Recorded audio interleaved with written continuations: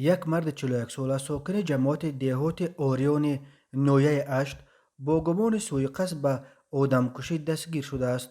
او به قصد کشتن 4 نفر زن و فرزند 6 سالش همچنین پدر کهنسال و مرد همسایه عیبدار می شود. بنا به گزارش مرکز مطبوعات وزارت کارهای داخلی تاجیکستان، این ساکن اش روز 16 مارس سال 2021 تخمینا ساعت 16 و 30 دقیقه در خانه استقامتیش با همسرش زن 39 ساله مناقشه کرده، با بلغه به سر او زده، او را به زمین افتانیده، سپس با کارد خوجگی به اعضای بدنش زده جراحت‌های جسمانی رسانیده است. بعدا او دختر خردسال 6 سالش را که از ترس داد زده است با کارد خوجگی به بدنش زده جراحت‌های جسمانی رسانیده است.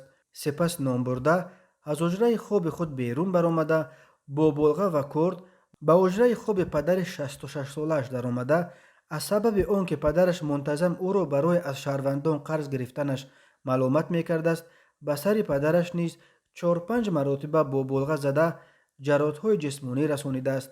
همین طریق دستگیر شده در وقتی از حجره خواب پدرش بیرون برآمدند، همسایه‌اش مرد 41 ساله را که آواز داد و فغان را شنیده به مقصد خبرگیری به اولیه آنها آمده بود، به یگان اساس به سرش با بلغه زده جراحت‌های جسمانی رسانیده است. تفتیشات این حادثه ادامه دارد.